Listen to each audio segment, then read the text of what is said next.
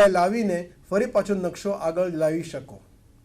આ પેન્ટોગ્રાફ એમાં આ જે ભૌમિતિક ખૂણો બને છે, આ ખૂણો અને આ ખૂણો એ પરસ્પર સંબંધ ધરાવતા ખૂણા છે. થોડીક ભૌમિતિનો અભ્યાસ કરવાનો થાય એમાં, પણ સાધન વાપરવા માટે ભૌમિતિક અભ્યાસની કોઈ જરૂર નથી.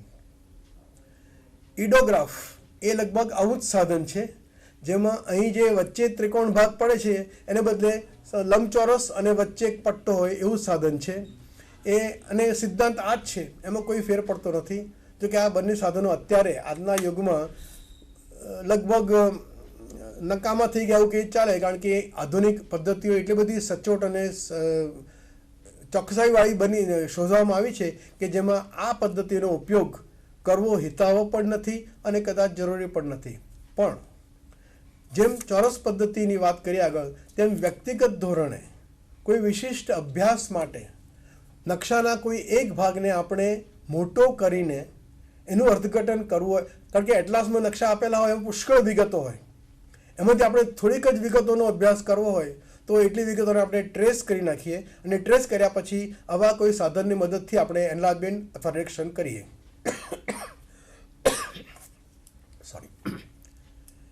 તો પેન્ટોગ્રાફ અને ઇડોગ્રાફ આ પણ એક વિશિષ્ટ સાધનલક્ષી પદ્ધતિ છે, જેમાં 99%થી વધુ ચોકસાઈ આપણે ગણી શકીએ. પરંતુ પેન્ટોગ્રાફને જે રીતે હાથથી ફેરવવાનો છે એ હાથનો ઉપયોગ જ્યારે આવે, મનુષ્યના શરીરનો ઉપયોગ થાય ત્યારે 1% ક્ષતિ ક્ષમ્ય છે એમ માનીને આપણે ચાલીએ. ન થાય તો વધારે સારું, પણ થવાની શક્યતા હોવાને કારણે આ જે સાધન છે પેન્ટોગ્રાફ અથવા ઇડોગ્રાફ એ કંઈક અંશે સહેજ જ ક્ષતિવાળા પરંતુ 99% કરતાં વધારે સાતત્યપૂર્ણ અને ચોકસાઈવાળું સાધન છે. એના દ્વારા કરાયેલું આકુંચન એટલે કે નકશાનું નાનું સ્વરૂપ અથવા તો વિસ્તૃતીકરણ, નકશાનું મોટું બનાવેલું સ્વરૂપ, એ બંને સંપૂર્ણપણે લગભગ સંપૂર્ણપણે ક્ષતિરહિત થાય છે. ત્રીજું સાધન છે કેમેરા લ્યુસિડા. આ કેમેરા લ્યુસિડા એ વિશિષ્ટ સાધન એટલા માટે છે કે સામાન્ય વ્યક્તિના વપરાશ માટેનું નથી. નકશા બનાવતી જે સંસ્થાઓ છે એ ઘણા મોટા કદના નકશા બનાવે છે શરૂઆતમાં, ત્યાર પછી એને ઘણા નાના કદમાં ફેરવીને, એનું કદ ફેરવીને ત્યાર પછી એને છાપકામ યોગ્ય બનાવે છે. અને તે પછી કાં તો એટલાસમાં અથવા નાના સાઇઝમાં એટલાસ, પોકેટ એટલાસમાં અથવા પુસ્તકમાં છાપવાના કદના નકશા બનાવે છે. અથવા એથી ઊંધું નાનામાંથી મોટા બનાવવા હોય તો પણ થાય, પણ એને માટે વિશિષ્ટ પ્રયોગશાળા મોટી જરૂરી છે અને ત્યાં જે કામ થઈ શકે એ કેમેરા લ્યુસિડા મોટેભાગે પ્રકાશન ગૃહોમાં વધુ વપરાય છે. ચોથું સાધન ઘણું જ જાણીતું આપણા માટે એ છે ફોટોગ્રાફિક એનલાર્જર. આપણા રોજિંદા વપરાશમાં ઘણી જગ્યાએ આપણે કંઈક કામ કરવા માટે જઈએ તો કહેશે તમારો ફોટોગ્રાફ લઈ આવો, પાસપોર્ટ સાઇઝનો. એ ફોટોગ્રાફ આપણને મળે, અગાઉ તો એની નેગેટિવ આપતા. હવે નવા પ્રકારના કેમેરાની અંદર નેગેટિવ મળતી નથી, કારણ કે એ બધું ડિજિટલ થઈ ગયું છે. પણ એ કેમેરાની અંદર નેગેટિવ બને, આખો રોલ હોય 36 ફૂટાનો અથવા તો 8 ફૂટાનો અથવા તો 12 ફૂટાનો, કેમેરાની સાઇઝ પ્રમાણે નેગેટિવની સાઇઝમાં બદલાતી જાય. અને એ નેગેટિવ નકશો ગમે તેટલો મોટો હોય પણ નેગેટિવની સાઇઝ વધારે 6x9 ઇંચની એ જાતના કેમેરા હતા પહેલાં. હવે તો એ પણ ઉપયોગમાં નથી, એટલે એબ્સોલ્યુટ થઈ ગયા છે. એ નેગેટિવ મળે અને નેગેટિવ પરથી આપણે ગમે તેટલા મોટા કદના અથવા તો નાના કદના ફોટોગ્રાફ તૈયાર કરી શકીએ. સ્ટુડિયોમાં આપણે જઈએ ફોટોગ્રાફ પડાવવા માટે ત્યારે કદાચ બધાને ખ્યાલ હશે, જોયું હશે કે જે કાઉન્ટર હોય એના પર કોઈ એક વ્યક્તિના એક કરતાં વધારે કદના ઘણા ફોટા મૂકેલા હોય. સૌથી નાનામાં નાનો ફોટો માંડીને સૌથી મોટો વિશાળ કદનો 1 ફૂટ બાય 1.5 ફૂટ કદનો પણ ફોટો મૂકેલો હોય અને એક જ વ્યક્તિના અનેક કદના ફોટા મૂકેલા હોય છે. આ ફોટા ફોટોગ્રાફિક એનલાર્જરની મદદથી થઈ શકે છે. ફોટોગ્રાફિક એનલાર્જરની થોડીક ઝાંખી આપણે અત્યારે પણ કરી રહ્યા છીએ. તમને આ જે પેન્ટોગ્રાફનો નકશો દેખાડ્યો મેં, એ નકશામાં પણ આની જો મારે નાનો કરવો હોય તો આ સાધનમાં વ્યવસ્થા છે, એમાં હું નાનો બતાવી શકું છું. હજી પણ નાનો થઈ શકે. મોટો કરવો હોય, જેટલો મોટો કરવો હોય સાધનની ક્ષમતા પ્રમાણે હું મોટો પણ કરી શકું છું. અહીંયા માત્ર એક જ દેખાય છે અક્ષર, જ્યારે અહીં ધીમે ધીમે એને નાનો કરતો જાઉં તો આકૃતિ ચોખ્ખી બનતી જાય છે અને જેટલા પ્રમાણમાં નાનું અથવા મોટું સ્વરૂપ મારે કરવું હોય એ હું કરી શકું છું. ફોટોગ્રાફિક એનલાર્જરનો આ જ દૃષ્ટિકોણ છે, એનો કોન્સેપ્ટ આ જ છે કે એકવાર નેગેટિવ મૂક્યા પછી એ નેગેટિવને આધારે નેગેટિવ અને ફોટો જેવો પાડવાનો છે એ પ્લેટ, એની વચ્ચેનું જેટલું અંતર વધારે તો નકશો વધારે મોટો થશે. એ નેગેટિવ જેમ નજીક નીચે લઈ આવવામાં આવે તો અંતર બહુ ઓછું છે તો ફોટોગ્રાફ નાનો થશે. નેગેટિવ કોઈ પણ સાઇઝની હોય, પરંતુ નેગેટિવનું જે કેરિયર હોય તે એનલાર્જરની અંદર અને નીચે મૂકેલો ફોટોગ્રાફિક ફોટો સેન્સિટિવ પેપર, એ બેની વચ્ચેના અંતર મુજબ અંતર જો ઓછું હોય તો નાનો ફોટોગ્રાફ, અને અંતર જેમ જેમ વધતું જાય ફોટોગ્રાફિક એનલાર્જરને મોટું ઊંચું કરી શકાય એવી વ્યવસ્થા હોય છે. જેટલું ઊંચું થઈ શકે એ પ્રમાણે ફોટાનું કદ વધારે ને વધારે મોટું બનતું જાય. નેગેટિવ બહુ જ નાના કદની હોય, પરંતુ એમાંથી કોઈ પણ કદનું એનલાર્જરની ક્ષમતા પ્રમાણે મોટા કદનું સ્વરૂપ આપણે ચેન્જ કરી શકીએ. આ વ્યક્તિગત ફોટા સાથે સાથે નકશા માટે પણ લાગુ પડે છે. કોઈ પણ પ્રદેશનો નકશો આ રીતે એનલાર્જ પણ કરી શકાય. નેગેટિવ પહેલાં નકશાનો ફોટો પાડી લેવામાં આવે, પછી તમારે જે કદનો એનો એનલાર્જમેન્ટ જોઈતું હોય, નાનું મોટું મધ્યમ સાઇઝનું, એ પ્રમાણે એની પ્રિન્ટ કાઢી લેવામાં આવે અને આપણે એને ફોટો પ્રિન્ટ કહીએ છીએ. બીજી એક વ્યવસ્થા છે યાંત્રિક સ્લાઇડ પ્રોજેક્ટર. હવે આ ફોટોગ્રાફિક એનલાર્જર, કેમેરા લ્યુસિડા, સ્લાઇડ પ્રોજેક્ટર અને બીજા સાધનો હવે પછી જોઈશું તે, એ બધામાં હાથનો ઉપયોગ ક્યાંય નથી. જે સાધન છે એ જ સાધન, એની અંદર રહેલી જે વ્યવસ્થા છે એ વ્યવસ્થા કામ કરે છે. આપણે એને ગોઠવણી કરવાની, જે પ્રકારનું પરિણામ જોઈતું હોય એ પરિણામ પ્રમાણે એની ગોઠવણી કરી હોય એ જ પરિણામ પ્રમાણે આપણને નાનું અથવા મોટા કદનું રૂપાંતરિત સ્વરૂપ મળી જાય.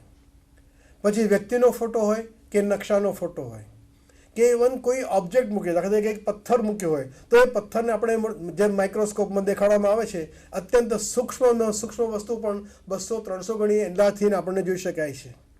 પેથોલોજીકલ લેબોરેટરીમાં લોહીનું પરીક્ષણ થાય કે જે પરીક્ષણો થાય છે એમાં અત્યંત સૂક્ષ્મ, નરી આંખે દેખાય નહીં એવી વિગતોને 200 ગણી 300 ગણી મોટી કરીને પણ જોઈ શકાય છે. એ એનલાર્જમેન્ટ છે. એ વસ્તુ જુદી છે. એવી રીતે નકશાના કોઈ એક ભાગને પણ આપણે જે પેન્ટોગ્રાફમાં જોયું તેમ કોઈ પણ એક જ ભાગને બને એટલો વધારે મોટો કરી શકાય છે અને એ યંત્ર દ્વારા જ થઈ શકે. હાથ દ્વારા એટલે કે સમચોરસ પદ્ધતિ કે ત્રિકોણ પદ્ધતિમાં એ શક્ય નથી, બહુ મુશ્કેલી પડે અને તે કર્યા પછી પણ એની વિશ્વસનીયતા બહુ જ ઓછી થઈ જાય. કારણ એટલું કે જેમ નકશો આપણે મોટો કરવા બેસીએ ચોરસ પદ્ધતિમાં, તેમ તેમ આપણી જે ક્ષતિ થતી હોય, સંભવિત ક્ષતિઓ, એ પણ મોટી બનતી જાય. એટલે બહુ જ નાની ક્ષતિ હોય પણ એનલાર્જમેન્ટમાં બહુ મોટી દેખાય. એથી વિરુદ્ધ મોટા નકશાને નાનો કરવાનો હોય તો ક્ષતિઓ ઢંકાઈ જાય છે, પણ ક્ષતિઓ રહે છે ચોક્કસ. એ હાથે બનાવેલી પદ્ધતિઓમાં, ભૌમિતિક અથવા તો જ્યોમેટ્રિક મેથડ્સમાં, આ આલેખાત્મક પદ્ધતિઓમાં આ એક દોષ છે. ઝડપી થઈ જાય કામ, પરંતુ ચોકસાઈને ભોગે. હવે ત્યાં ચોકસાઈની જરૂર હોય ત્યારે આપણે એ પદ્ધતિનો ઉપયોગ ન કરી શકીએ, ત્યારે આપણે આ યાંત્રિક પદ્ધતિઓનો ઉપયોગ કરવો પડે. બીજું એક સાધન છે સ્લાઇડ પ્રોજેક્ટર. સ્લાઇડ્સ ઘણી જગ્યાએ આપણે સિનેમાગૃહમાં જઈએ, મૂળ ચલચિત્ર શરૂ થવાનું હોય એ પહેલાં જાહેરાતોની સ્લાઇડ્સ દેખાડવામાં આવતી હોય છે. એ સ્લાઇડ્સ મુખ્યત્વે બહુ નાનું સાધન છે. આટલું જ સિનેમાગૃહમાંની વાત નથી કરતો, વ્યક્તિગત લેબોરેટરીમાં અથવા આપણે ઘેર પણ વસાવી આટલું નાનું સાધન હોય છે. એમાં એ સ્લાઇડ જે ફોટોગ્રાફી દ્વારા લીધેલી હોય એ મૂકી દેવામાં આવે અને પછી એ સ્લાઇડ પ્રોજેક્ટરને ભીત અથવા સ્ક્રીનથી જેટલો દૂર રાખવામાં આવે એ પ્રમાણે એ સ્ક્રીન ઉપર મોટું અથવા નાનું પ્રતિબિંબ એનું પડતું જાય. જો પ્રોજેક્ટર એકદમ નજીક હોય તો બહુ જ ઓછું થાય. જેમ જેમ પ્રોજેક્ટર દૂર જતું જાય તેમ તેમ આ સપાટી ઉપર એની જે ઇમેજ છે એનું પ્રતિબિંબ ઘણું મોટું પડતું જાય.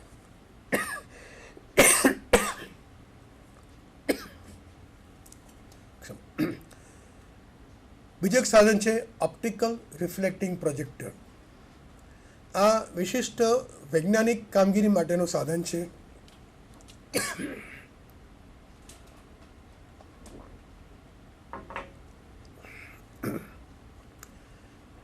ઓપ્ટિકલ રિફ્લેક્ટિંગ પ્રોજેક્ટર એ કદમાં મોટા ટેબલ જેવું હોય છે. એમાં એક ભાગમાં નીચેથી પ્રકાશ ફેંકાય એવી વ્યવસ્થા હોય છે, બીજી બાજુ નીચેથી પ્રકાશ ફેંકાય એવી વ્યવસ્થા અને ત્યાં સાથે મૂળ નકશો મૂકવાની ગોઠવણ. અને જેમ પેન્ટોગ્રાફમાં જોયું કે તમે નકશો વચ્ચે પણ મૂકી શકો અને નકશો તમે આ જગ્યાએ પણ મૂકી શકો અને નકશો અહીં પણ મૂકી શકો. જો મૂળ નકશો તમે વચ્ચે મૂક્યો હોય તો અહીં એનું એક્સપાન્શન એટલે કે એન્લાર્જમેન્ટ મોટું સ્વરૂપ રજૂ થાય. જો મૂળ નકશો અહીં મૂક્યો હોય તો આ જગ્યાએ એનું નાનું આકુંચિત સ્વરૂપ નક્કી થાય. એ જ રીતે ઓપ્ટિકલ રિફ્લેક્ટિંગ પ્રોજેક્ટરમાં પણ નકશો જ્યાં મૂક્યો હોય એની સામે જે મેઝરમેન્ટ એના જે એની ગોઠવણી હોય છે માપની, એ ગોઠવણી પ્રમાણે નાનું અથવા મોટું એક જ જગ્યાએ થઈ શકે. મૂળ નકશો એક સ્થળે, બીજી બાજુ જે રૂપાંતરિત થવાનો છે એ નકશો, એટલે મૂળ નકશો આપણે ટ્રેસિંગ પેપર પર દોરીને તૈયાર કરીને ફિક્સ મૂકી દીધેલો હોય, બીજી બાજુ ટ્રેસિંગ પેપર મૂકીને એના પર જે નીચેથી છબી દેખાય, આઉટલાઇન દેખાય એ આપણે મૂકતા જોઈએ અને એ ઉપરથી આપણા જ પોતાના વિશિષ્ટ હેતુ માટે એ નકશાનું આપણે એનલાર્જ સ્વરૂપ બતાવી શકીએ. મૂળ નકશામાંથી ઘણી વિગતો એવી હોય કે જે આપણે બતાવવાની ન હોય તો આપણે એને બાદ રાખીએ, બાકાત રાખીએ અને જેટલી જરૂરી છે એટલી જ વિગતો આપણે અહીંયા મોટા નકશા પર બતાવીએ.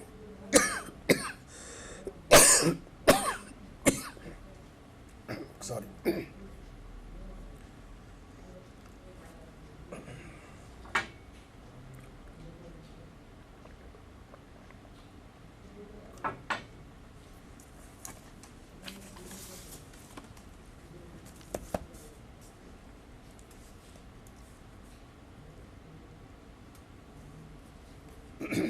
એપિડાયોસ્કોપ આ સાધન પણ હવે અત્યારે બહુ ઉપયોગમાં નથી આવતું, પરંતુ એમાં પણ કોઈ પણ ફોટોગ્રાફ દ્વારા લીધેલી સ્લાઇડ હોય અથવા તો પારદર્શક ન હોય એવા પદાર્થો, જેમ કે એક પથ્થર, એમાં નાની મોટી ખનિજો છે એ દેખાડવી હોય મોટા સ્વરૂપમાં, તો એ આ એક જ સાધન છે એપિડાયોસ્કોપ, જેમાં નીચેના ભાગે એ મોટા પદાર્થો મૂકીને એને આપણે સ્ક્રીન પર પ્રોજેક્ટ કરી શકીએ.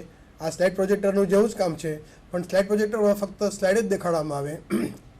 એપિડાયોસ્કોપમાં કોઈ પણ નક્કર પદાર્થો, 3 ડાયમેન્શનલ ઓબ્જેક્ટ્સ એ બતાડી શકાય છે.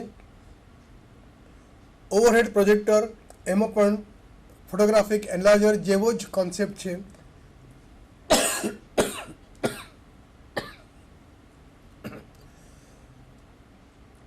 સૌથી વધુ જાણીતું ફોટોકોપિયર એટલે જેને આપણે ઝેરોક્સ કહીએ છીએ તે. હકીકતમાં એ સાધનનું નામ ફોટોકોપિયર છે. ઝેરોક્સ એ એક કંપનીનું નામ છે અને એનો એ કોપીરાઇટ છે, એટલે આપણે વપરાશમાં ન લેવો જોઈએ, પરંતુ કદાચ આપણે એનાથી જ એ સાધનને વધારે સારી રીતે ઓળખીએ છીએ.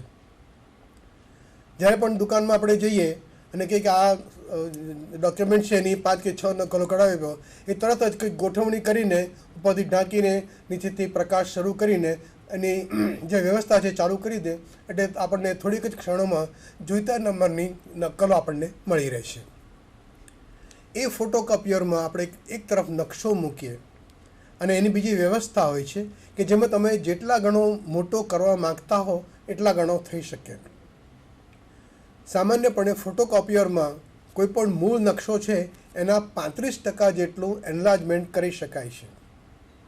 જો આપણે એથી પણ વધારે જોઈતું હોય તો મૂળ નકશાનું જે આપણે એનલાર્જ કરેલું છે આપણે એને ફરીથી મૂળ નકશા તરીકે ગોઠવીએ અને એને ફરીથી પ્રોજેક્ટ કરીએ તો એનલાર્જ થયેલા નકશાનું વધુ એનલાર્જ થયેલું સ્વરૂપ આપણને મળી શકે અને એમ કરતાં આપણને ધારેલા કદનો નકશો મળી શકે. એથી વિપરીત નકશાને નાનો કરવો હોય, 3-4 આકૃતિઓ ભેગી મૂકીને એક જ પાના ઉપર આપણે લેવી હોય તો રિડક્શન થયું, તો ફોટોકોપિયર દ્વારા આપણે રિડક્શન પણ લઈ શકીએ છીએ. છેલ્લું સાધન બહુ જ હાથવગું એવું છે કોમ્પ્યુટર. કોમ્પ્યુટર દ્વારા અનેક પ્રકારની વિગતો આપણે નાની અથવા મોટી કરી શકીએ છીએ. રોજનો આપણો અનુભવ છે, ન્યૂઝ ચેનલ્સ જોતા હોઈએ, કોઈ માહિતીપરક ચેનલ જોતા હોઈએ, અથવા તો આપણે પોતાનો કોઈ વ્યક્તિગત વિડીયો સ્કોપ જોતા હોઈએ, એમાં પણ જો કોઈ પણ એક ભાગને નાનો અથવા મોટો કરવો હોય તો કોમ્પ્યુટરમાં એની વ્યવસ્થા હોય છે અને એ ઉપરથી આપણે નાનું અથવા મોટું સ્વરૂપ કરી શકીએ છીએ. જો આપણે પોતાનું સ્વરૂપ કોઈ પ્રદેશનો નકશો હોય, સમગ્ર પૃથ્વી ઉપરથી નાનો ભાગ, એનાથી એથી નાનો ભાગ, એમ કરતાં કરતાં કરતાં આપણને પૃથ્વીનો એક છેડો અને એનામાંથી એક પૃથ્વીનું એક બિંદુ એ મોટા સ્વરૂપમાં દેખાડવામાં આવે છે. ઘણીવાર આપણે જોઈએ છે કે સમગ્ર વિશ્વ દેખાડાતું હોય, એ વિશ્વમાંથી માત્ર પૃથ્વી દેખાડવામાં આવે, આખા સ્ક્રીન પર માત્ર પૃથ્વી દેખાય. ત્યાં પછી કોઈ પણ એક ટપકું ધીમે ધીમે ધીમે કરતું મોટું થતું જાય, એ ભારત દેખાય. પછી ભારતમાંથી કોઈ પણ એક ટપકું દેખાય, ધીમે ધીમે ધીમે કરતાં મોટું થાય ને ગુજરાત દેખાય. એ જ ગુજરાતના નકશામાંથી એક ટપકું દેખાય અને એ મોટું થતાં ગાંધીનગર દેખાય. અને એથી પણ આગળ વધવું હોય તો આ સ્ટુડિયો પણ દેખાડી શકાય. આ પ્રમાણે કોમ્પ્યુટરની મદદથી આ ઉપરના બધા સાધનોને કદાચ આપણે નિગ્લેક્ટ કહી શકીએ, એમ નાબાદ કહી શકીએ આપણે, અને બધા પ્રકારની એન્લાર્જમેન્ટ અને રિડક્શનની કામગીરી આપણે આ સાધનથી કરી શકીએ છીએ.